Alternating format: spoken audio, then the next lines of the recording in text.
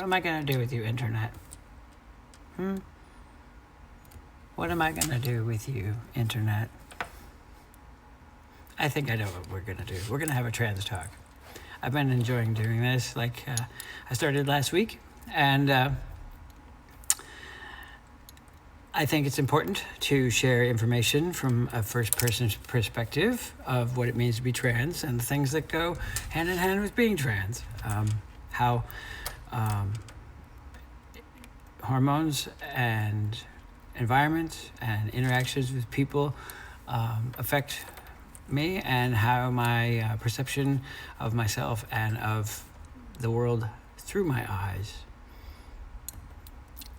is seen by me. First person perspective.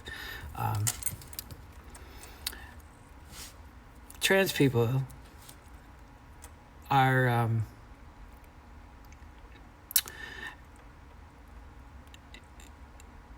it's when there's an incongruence with the outside physical part and the inside emotional heart and mind part. So when the majority of people are born, the way they see themselves and the way they feel about themselves, their actions, their mannerisms, their natural way of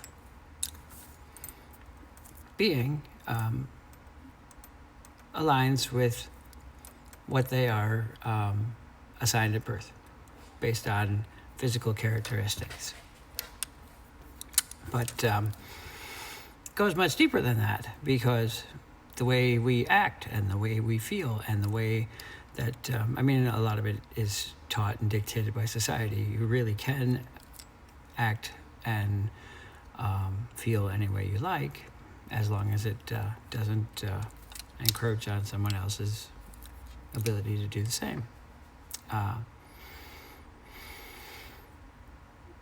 Trans people go through transition to varying degrees, whichever degrees they would like to. Some don't transition at all, but if they feel a woman on the inside and they appear to be a man on the outside, that's a trans person.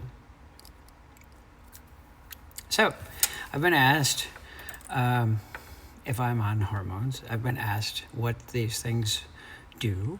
I'm going to share a few of these things. So, I take estrogen every day in pill form. It's super easy. They literally look like birth control pills. They're these little blue, tiny things that you dissolve under your tongue. The reason you do that is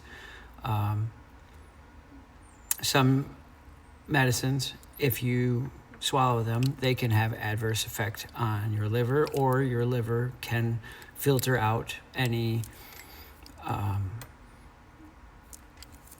effects that you're trying to get from said medication. So estrogen is one of those that the liver would basically filter out the benefits you're trying to get from it. So best way in pill form to take it is by putting the two, or putting the tablet underneath your tongue and letting it dissolve. I take 8 milligrams of estrogen a day, so they're 2 milligram estrogen pills, and I take 2 in the morning, and I take 2 at night, or, what, my schedule is so wonky. I take 2 when I get up, and then I take 2 before I go to bed. If that's in the morning, if that's, if the bed part of going to the bed is in the morning, it's neither here nor there for me. Like, as long as the work gets done, that's the real thing, right? Whatever you have to do, as long as you get it done. Yeah. Say yes.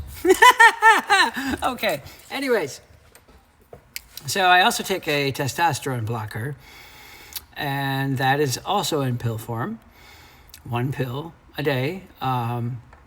It's a 100 milligram pill of spironolactone, and I do swallow that with water. And that cuts down on the testosterone that my body makes. Everybody's body makes testosterone. Let's be clear on that. Cis-born women make testosterone. Cis-born men make testosterone. It's just different levels. So when a person goes to transition, what they do is you look at the hormone levels of the gender you are transitioning to, and they prescribe medicine so that you can have your body meet those levels of the gender you are transitioning to. So, for a transgender woman like me, and there's transgender women and there's transgender men, and the way the label works is what the end result is to be after transition. So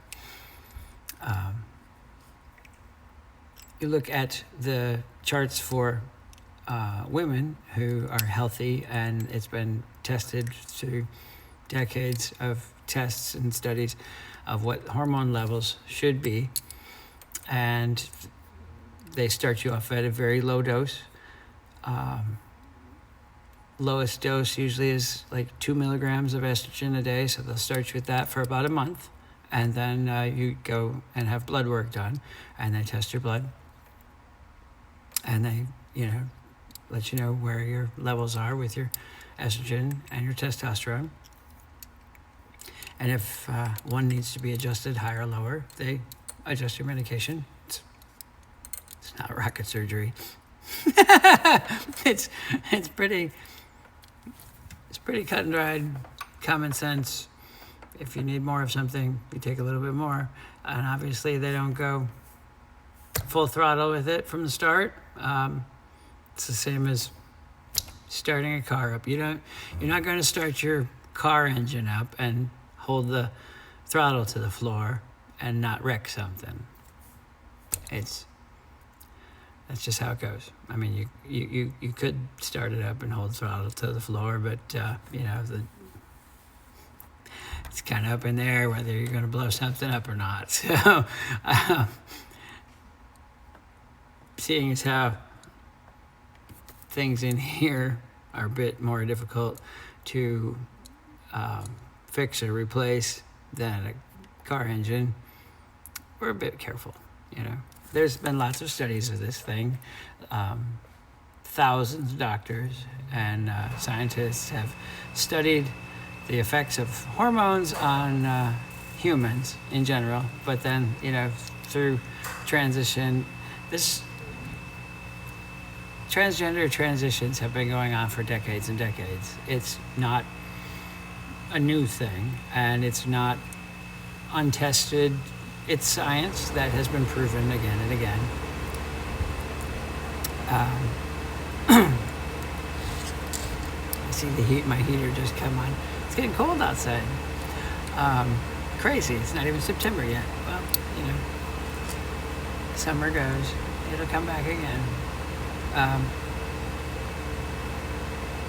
So, now that you kind of have an introduction to hormones, I'll make a video in the next day or so enumerating on what the effects are on those things. But I wanted to at least give a little bit of a precursor of a video series I'd kind of like to do, talking about